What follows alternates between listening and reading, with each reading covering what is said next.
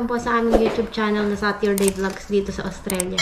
So ngayon weekend, hapon na actually, 7 PM na ngayong Sabado. Naisip ko lang na habang nagluluto ako ay mag-answer na rin ako ng mga questions nyo dun sa isang lumang vlog namin. Luma, ibig sabihin 1 year or 2 years ago na yata yun. Yung preparation to migrate in Australia. So, kung sakali na malapit na kayong mag-migrate dito, pwede nyo panoorin yung video ko na yun, yung preparation to migrate. Diniscuss ko dun yung mga, ano yung ginawa namin nung 1 year before kami mag-migrate dito in terms of yung pag-iimpake, tapos hanggang nung nakarating kami na diniscuss ko yung paano namin inimpake yung mga gamit, paano namin dinispose yung mga gamit namin sa Singapore, airline na binili namin ng ticket, yung mga ganun. Background lang pala, galing kami sa Singapore, doon kami tumira ng 13 years. Tapos nung year 2020, nag-migrate na kami dito sa Australia.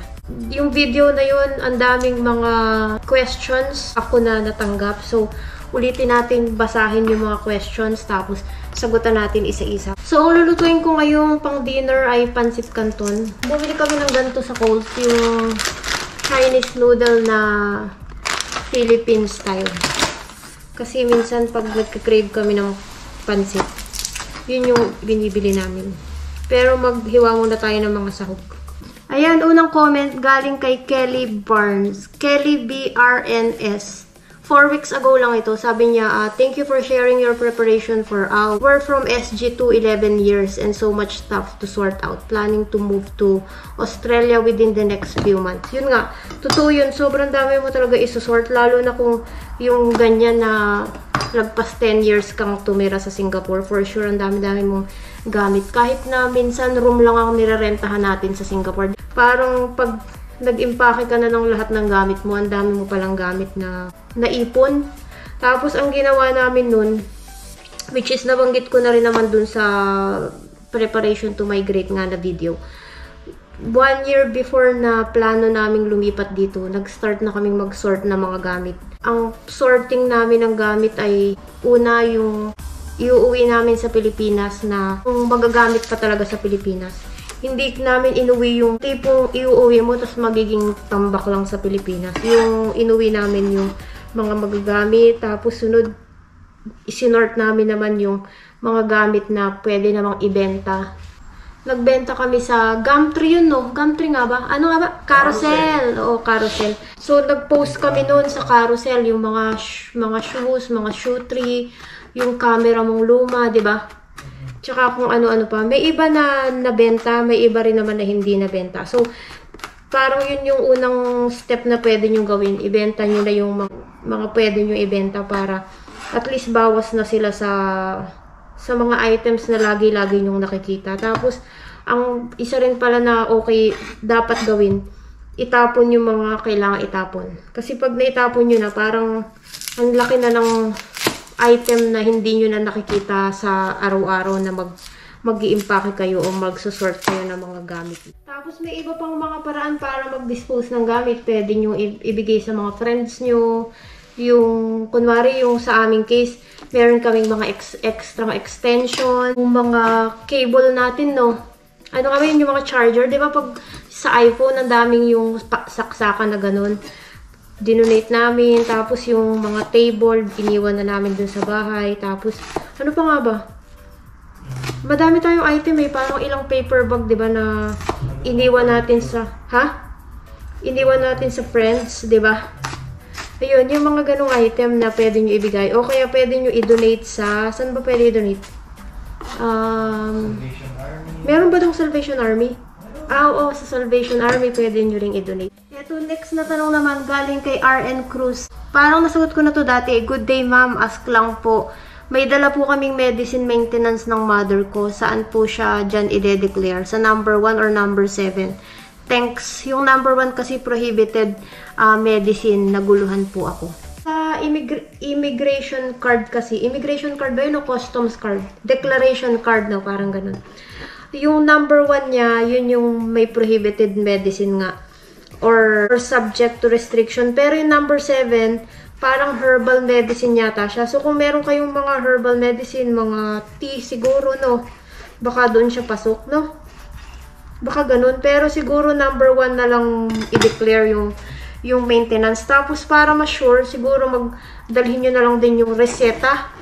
'Di ba? Yung reseta ng doktor para ma-sure. Kasi kami, nung dating kami dito, ang dala naming gamot, Biogesic, tapos yung gamot sa allergy, yung Celestamine, tapos gamot sa ubo, gamot sa, ano pa nga ba? Yun lang yata eh. Pero, dineclare pa rin namin. Tapos nung...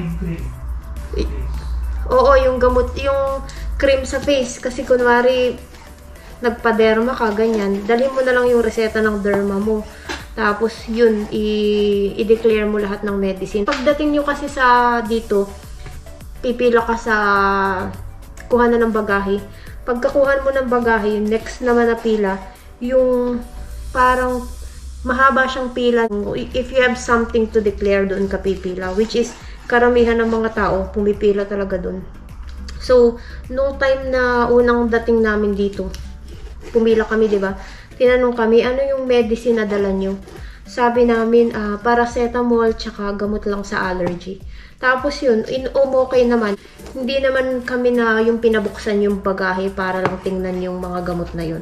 So, basta pagka-unsure, i-declare nyo na lang. Basahin nyo lahat ng items na nandoon sa card. Tapos kung may mga items kayo na ganun, i-declare nyo na lang talaga. Kasi mas mabuti nang i-declare kesa hindi mo i-declare kasi mahirap ma-fine. 'Di ba? Malaki yung fine, no? Malaki yung fine. Malaki rin yung fine. Magkaka-record ka. Oo, tsaka magkaka-record ka. So, next question naman tayo ulit. So, isasalang ko lang magigisa lang ako nitong sangkap na ito. Yung sangkap ng aming pansit ay chicken yung naisip namin ngayon. So, natapos ko na siyang hiwain. Igigisa ko lang, tas next question na tayo. Next na tanong naman, 5 months ago. Kay Marivi Manlangit. Kamusta yung bag na leather niyo? Okay lang ba? So, yung bag na leather or kung leather goods, kunwari bag or meron kayong shoes na leather o kaya meron kayong belt, 'di ba? Kasama naman siya sa animal products. So, yung sa aming case, tinik din namin yung may animal products kasi sa tingin namin kasama siya sa animal products. Again, kung meron kayong mga items na mga sa tingin nyo ay kasama sa mga nakalista doon sa card, i-check nyo lang, i-declare nyo lang. So, yung sa aming case, yung leather na bag, nilagay namin sa animal products. Sunod naman kay Princess San Pedro. Hi ma'am, ask ko lang, bawal po ba talaga ang chicharon kahit 1 to 2 packs? Hindi ko sure kung pwede yung chicharon na kahit 2 pack lang. Hindi namin na-experience na magdala ng chicharon. Kasi, bakit nga ba hindi lang namin tinatry na magdala ng chicharon actually. Pero, yun nga, nabanggit ko dun sa preparation to migrate na video na nung nandun kami sa pila, tinanong kami anong medicine yung dala nyo. Tapos, sabi namin nga yung paracetamol. Tapos, nag-joke yung officer na, do you have chicharon in your bag? Tapos, sabi namin, wala kaming dalang chicharon. Tapos, pinalagpas na nila kami. So, hindi ko alam kung bawal ba yung chicharon or hindi naman. Pero sa aming case, hindi, kahit umuwi na kami ng twice after namin mag-migrate dito, hindi kami nagdadala ng chicharon. Kasi siguro may nabibili namang parang kalasang chicharon dito sa Coles, no? Yung cracklings, no? So, hindi namin na-try. Kung sakali na na-try ninyo yung mga nanonood sa amin, please share kung bawal ba o hindi bawal yung chicharon dalhin dito. Pero, again, kung may dala naman kayong mga food, meron ulit doong item na food. So, i-check nyo ulit yung food na dala nyo. Kasi, chine-check nila talaga. Meron, di ba may dumadaan siya sa TV na ganun? X-ray machine. Yung X-ray machine, meron pala silang parang color coding na yung gantong, yung food ay kulay ganito. So, nakikita talaga nila. So, make sure na i-declare nyo lahat ng mga items, especially yung food. Ayan, next na tanong naman galing kay Ngesmu. Ngesmu kaya to? Basta NGES-NGU. Hi po, ilan po ang total ng maleta nyo checked in and availed ba kayo ng extra kilograms sa airlines? So, yung total na maleta namin nung nag-migrate kami dito sa Australia, 8 kaming maleta. 'Di ba? Walo nga ba? Nakawalo kami na maleta. Ay, hindi. Apat pala na maleta. Dalawa sa'yo, dalawa sa akin, no? Tapos, dalawang backpack ako, tas dalawang backpack ka rin. Diba? Ang total ng bagahe. Oo, yung total na bagahe namin nung nag-migrate kami dito ay 80 kilograms. So, ibig sabihin, ano ba yung airline natin nun? Scoot ba o Singapore Airlines? SQ. Singapore Airlines yung kinuha namin na airline nun. Kasi naisip namin pag Singapore Airlines, hindi sila sobrang mahigpit sa hand carry, di ba? So, speaking of hand carry, ang hand carry namin, isang bag na laptop bag, tsaka isang backpack na minax namin talaga yung weight. So, lahat ng mga damit namin or kung ano man na andoon sa backpack namin. Actually, yung hand carry nga namin baka nag-exceed pa sa maximum na allowed na load, diba? Na weight. Kasi nga, tinodo namin yung aming bagahe nung nag-big move kami dito. Tapos, isama ko na rin yung tungkol naman sa maleta. 4 yung maleta namin na 80 kg nga. So, tag 40 kg tayo. Hiwalay pa yung weight ng aming mga hand carry. So, ang ginawa namin na pag-i-impake nun, may isang maleta kami na lahat ay nandoon lahat ng ide-declare namin. Kasi ganun yung strategy na naisip ko. Kasi just in case na inspectionin nga pagdating dito yung maleta. At least isang maleta lang yung bubuksan, tas nandun na lahat. Nandun na lahat, ibig sabihin, nandun na yung leather na shoes, nandun yung leather na bag, yung belt, nandun yung... Wala tayong dalang pagkain nun no? As in zero. Zero. Hindi talaga kami nagdala ng kahit anong pagkain nung big move namin. Kasi parang ayaw naming ma-hassle. Parang at least less hassle na kung may bawal man at least wala talaga kaming dalang kahit ano. Tapos ano pa ba yung mga dineclare natin? Yung mga gamot, nandun lahat. Yung mga wood products, kung sakaling meron kayong wood products, kunwari may dala kayong rosary o kaya yung keychain or something, basta ilagay nyo lang dun. Basta yung isang maleta namin, lahat ng mga items na ide-declare, isang maleta yun. Tapos the rest ng maleta, sama-sama na isang maleta, lahat ng damit.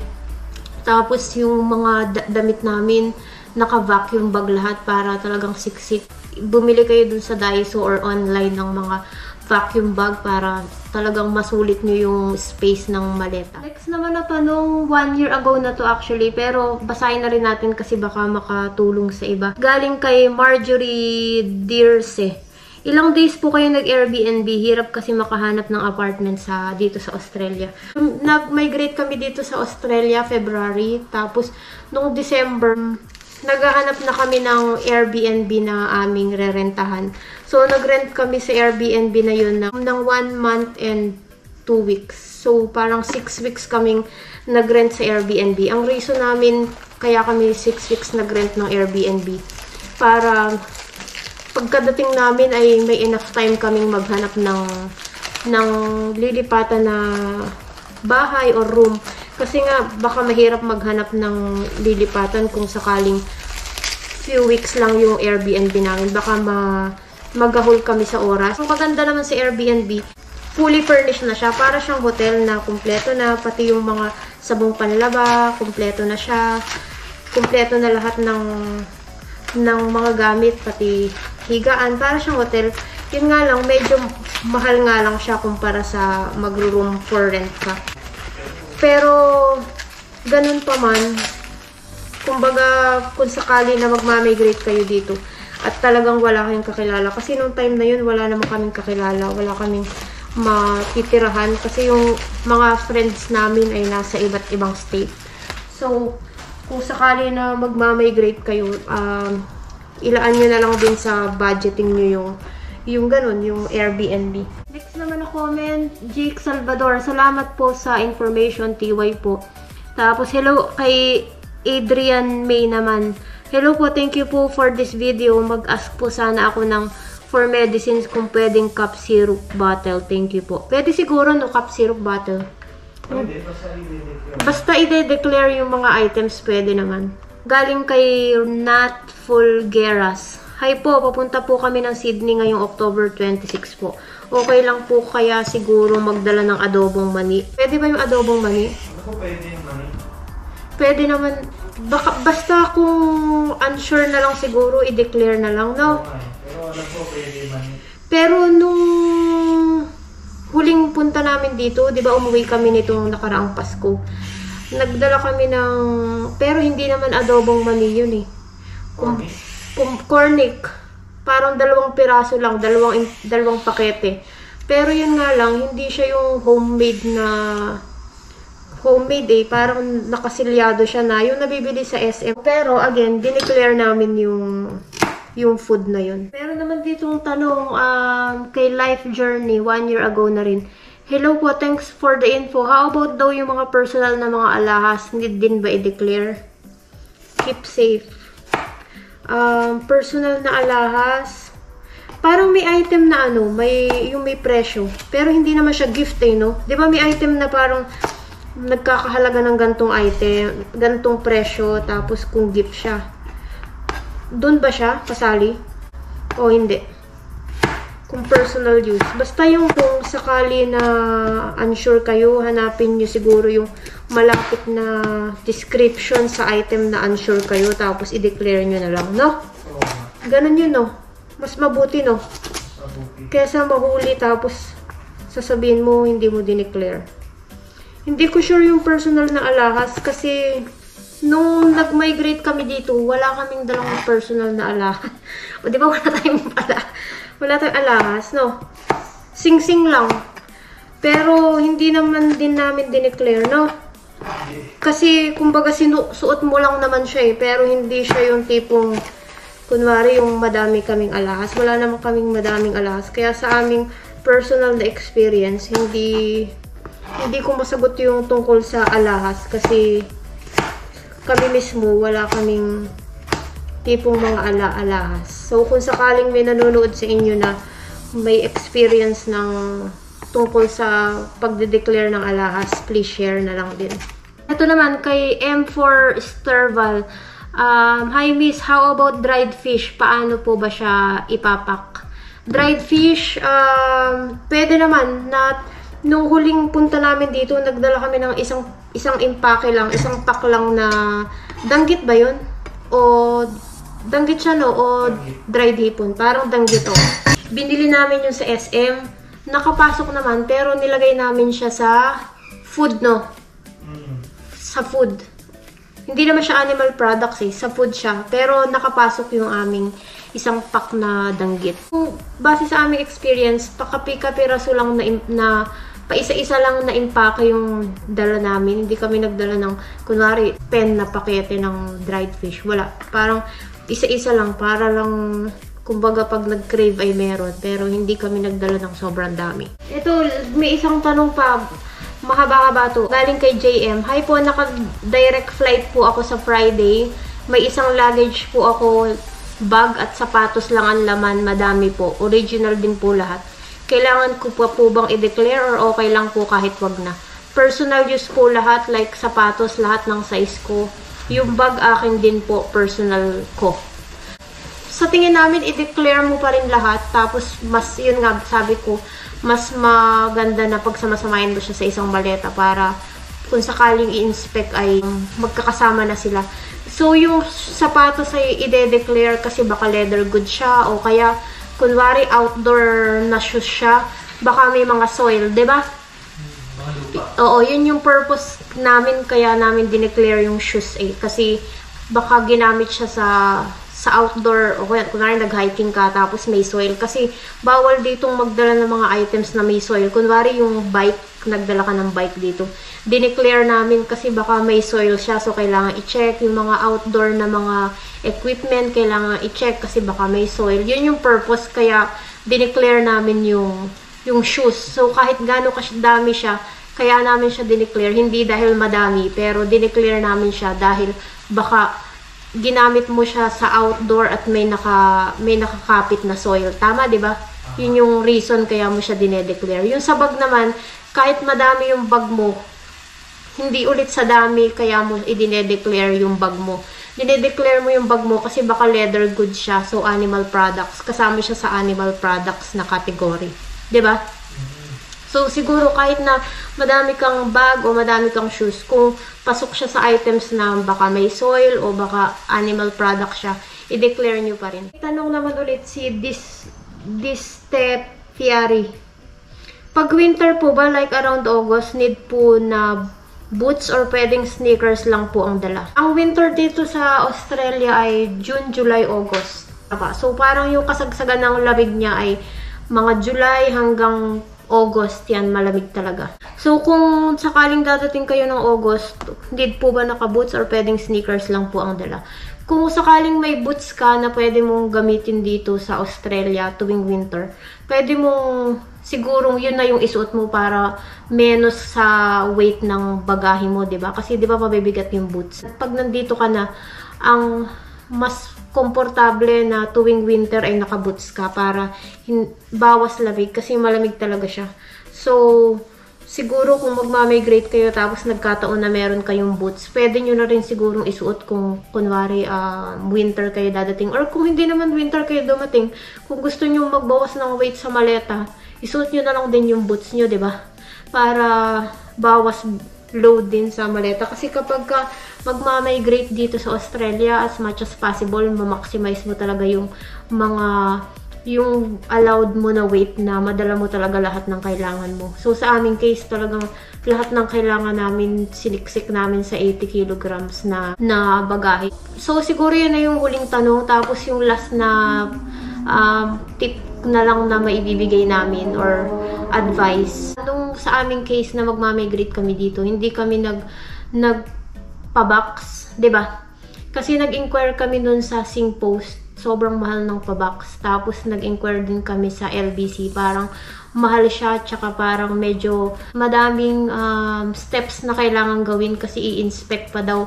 Kailangan daw dalhin namin yung mga ipapabox namin doon sa Lucky Plaza, tapos doon namin siya impake kasi inspect pa lahat ng items na kailangan namin dalhin. Tapos pagdating daw dito, i-inspect ulit, tapos meron pang mga fee na kailangan naming bayaran. Which is, nung nandito na kami, totoo pala na ganun kahigpit talaga yung mga incoming na bagahe dito, no?